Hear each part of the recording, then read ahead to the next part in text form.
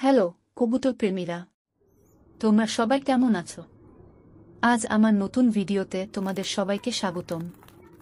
আজ তোমাদের দেখাবো কবুতর তার বাচ্চাদের না খাওয়ালে কিভাবে 1-2 দিনের বাচ্চাকে হ্যান্ড ফিডিং করাবে। চলো ভিডিওটা শুরু করা যাক।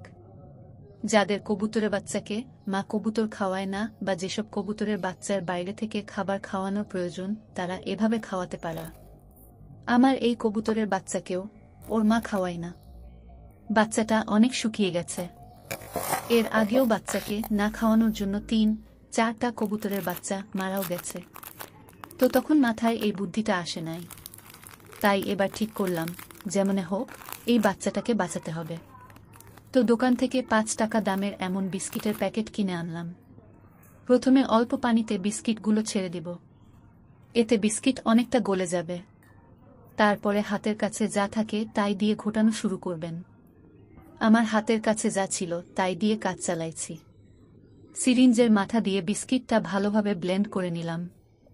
এরপর এতে পরিমাণ মতো পানি দিলাম।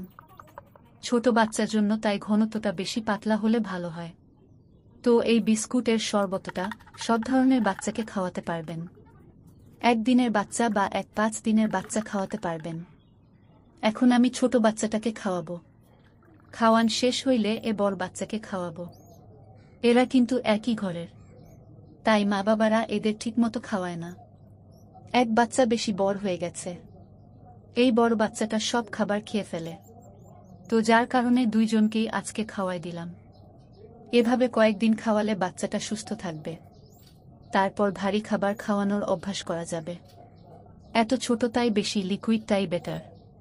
তো আজ এইটুকুই। আপনাদেরও কবুতরের বাচ্চার ক্ষেত্রে ট্রাই করে দেখতে পারেন। আজ এটুকুই। সবাই ভালো থাকবেন। আল্লাহ হাফেজ।